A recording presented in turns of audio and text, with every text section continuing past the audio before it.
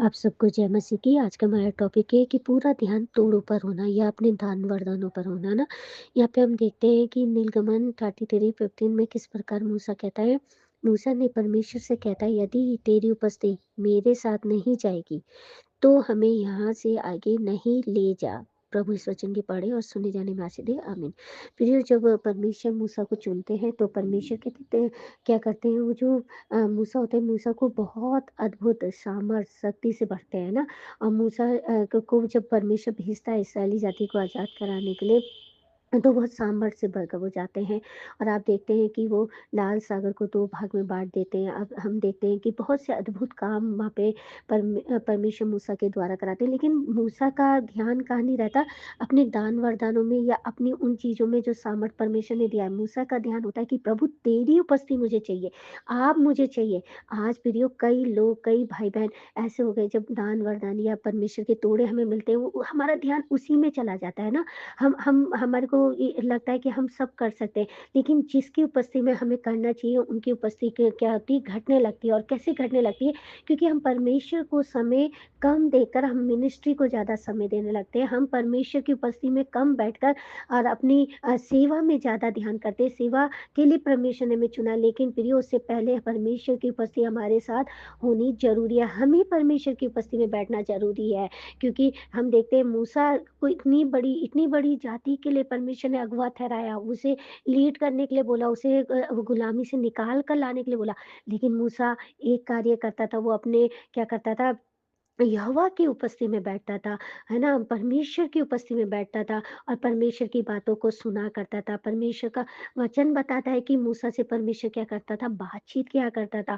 और वो क्या करता था, तब वो अगुवाई किया करता था इस्राएली जाति की। आज बहुत से विश्वासियों का प्रियो, आज विश्वास कहाँ चला गया? तोड़ों में, दान वरदानों में। वो दान वरदान, वो तोड़े काहे के लिए मिले? प्रभु ने सेवा को उन्नति, ग्रो करने के लिए दिए, लेकिन वो हमारा केंद्र दान वरदान नहीं होने चाहिए। हमारा केंद्र प्रभु यीशु होना चाहिए प्रियो। हमारा केंद्र परमेश्वर होना चाहिए, जिसकी उपस्थिति में हमें बैठना आना चाहिए। सब मतलब हमारे को परमेश्वर की उपस्थिति में बैठना आना चाहिए। एक भाई के थी जिनकी गवाही थी, तो वो क्या कर रहे थे कि वो सेवा को ज़्यादा वो करते थे, मतलब मिनिस्ट्री को ज़्यादा ध्यान कर रहे थे और प्रभु के साथ ज़्यादा समय नहीं बिता पा रहे थे। और ऐसे में क्या होता है कि उनकी मिनिस्ट्री धीरे-धीरे क्या होती है, आत्मिक जीवन घटने लगता है। वो औरों को जीतने के वो उसमें कि अब मुझे मिनिस्ट्री को बढ़ाना है, मिनिस्ट्री को बनाना है, एक धुन उनके अंदर सवार हो जाती है, पर कहीं न कहीं परमेश्वर और उनका रिश्ता टूट जाता है प्रियो। और वो क्या होते हैं, जब उन्हें बाद में एहसास होता है तो वो बहुत पश्चाताप करते हैं। जब वो ठोकर खाते हैं, जब वो गिरते हैं प्रियो, आज कहीं न कहीं हमारे भी जीवन में ऐसे होता है।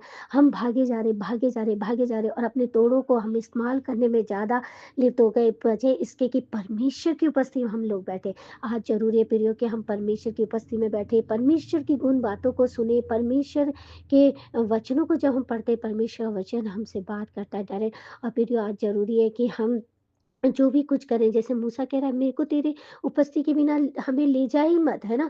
आज हम भी ऐसे बोलने वाले हों कि प्रियो कि हम परमेश्वर, आप अपनी उपस्थिति के बिना हमें क्या ना करें, आगे ना जाने दें। अगर जहाँ आपकी उपस्थिति नहीं है, जहाँ हम अपनी अपनी चीज़ों में ज़्यादा खो रहे हैं, हम देखते हैं बाइबल में एक ज़िक्र है मार्था और मरियम का। मार्था दोनों सेवा कर रही है। एक क्या कर रही है, संसार काम में खोई हुई है, प्रभु यीशु आ रखे हैं, वो खाना तैयार कर रही, भोजन तैयार कर रही, सब कुछ कर रही है, व्यवस्था में लगी हुई है, अपना कार्य पूरा कर रही है कि मैं प्रभु को कैसे आनंदित करूँ। और एक है जो प्रभु के वचन को सुनने के लिए उनके चरणों में बैठी है। और परमेश्वर क्या कहते हैं, मरियम ने उत्तम भाग को चुन लिया। आज ज़रूरी है प्रियो, उस उत्तम भाग को, जो परमेश्वर का भाग है, उसे हम चुनें। हम चाहे कितना भी वो रहें, पर परमेश्वर की बिज़ी रहें, हम अपने कामों को करें, लेकिन परमेश्वर की उपस्थिति में बैठना ना भूलें। अपने दान वरदानों में गुम ना हो जाए, अपने उन चीज़ों में गुम ना हो जाए जो परमेश्वर ने सेवा के लिए दिया रखा है, उसी में आनंद ना बनाने लग जाए।